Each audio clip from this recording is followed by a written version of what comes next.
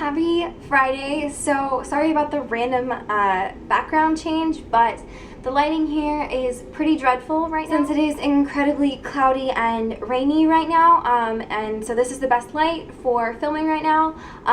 So sorry, but it'll probably be back to normal next week. For this week, you wanted me to talk about love. Thanks for that, since trying to constrain this into such a short amount of time is going to be probably impossible. So if I go over, it's not my fault because you didn't give me a time limit. But what does love mean to me? I don't have a very defined answer for you that is concise from my own personal opinion, because I'm still learning and relearning what love is every single day. But to answer your question today, I decided to draw upon one of my favorite books that I found this year, and it is The Lover's Dictionary by David Levithan. And what I'm going to do is give you a couple of excerpts from this book, and hopefully that will encompass my thoughts on love right now.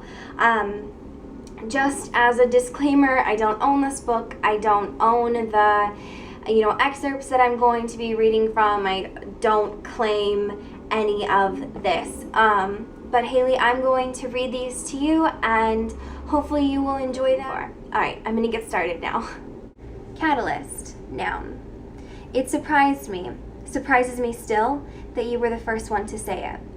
I was innocent, in a way, expecting those 3 words to appear bold-faced with music, but instead it was such an ordinary moment. The movie was over, and I stood up to turn off the TV. A few minutes had passed from the end of the final credits, and we'd been sitting there on the couch, your legs over mine, the side of your hand touching the side of my hand. The video stopped, and the screen turned blue. I'll get it, I said, and was halfway to the television when you said, I love you. I never asked, but I'll always wonder, what was it about that moment that made you realize it? Or, if you'd known it for a while, what compelled you to say it then? It was welcome, so welcome, and in my rush to say that I loved you too, I left the television on. I let that light bathe us for a little longer as I returned to the couch, to you. We held there for a while, not really sure what would happen next. Daunting, adjective. Really, we should use this more as a verb. You daunted me, and I daunted you. Or would it be that I was daunted by you, and you were daunted by me? That sounds better. It daunted me that you were so beautiful, that you were so at ease in social situations, as if every room was heliotropic, with you at the center. And I guess it daunted you that I had so many more friends than you, that I could put my words together like this, on paper, and could sometimes conjure a certain sense out of things. The key is to never recognize these imbalances, to not let the dauntingness daunt us. Ephemeral, adjective. I was coming back from the bathroom. You had just checked your email. I was walking to bed, but you intercepted me, kissed me, then clasped my left hand in your right hand and put your left hand on my back.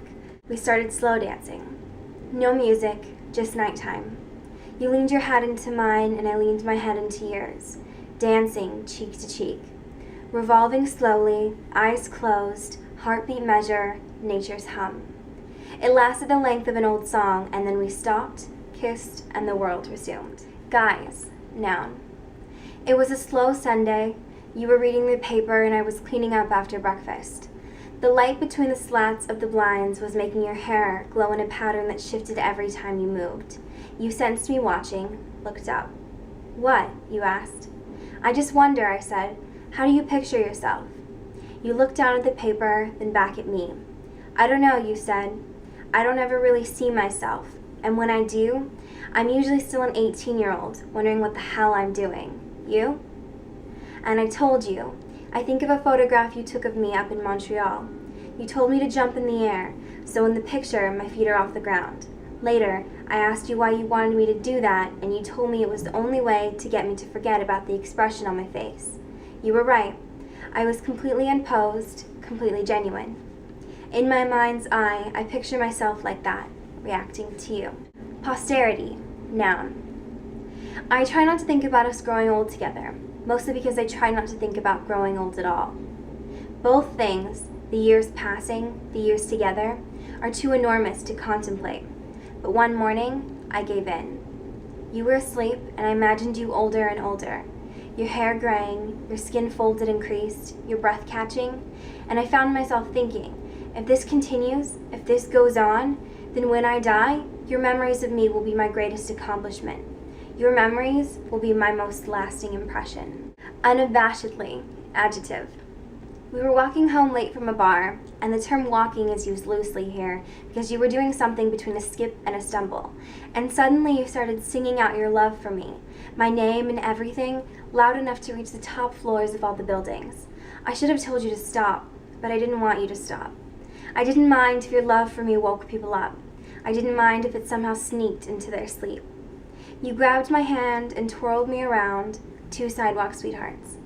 Then, very earnestly, you stopped, leaned over, and whispered, you know, I'd get a tattoo with your name on it, only I want you to have the freedom to change your name if you want to. I thanked you, and you resumed your song. Ineffable, adjective. These words will ultimately end up being the barest of reflections, devoid of the sensations words cannot convey. Trying to write about love is ultimately like trying to have a dictionary represent life. So Haylie, as for your question when you film your vlog next week, the question for you is, what's your favorite candle scent? And I know that you can't have candles in your dorm room, so you could expand it to what your favorite scent in general is. I hope you're having a great weekend at home, and I will talk to you soon. Bye!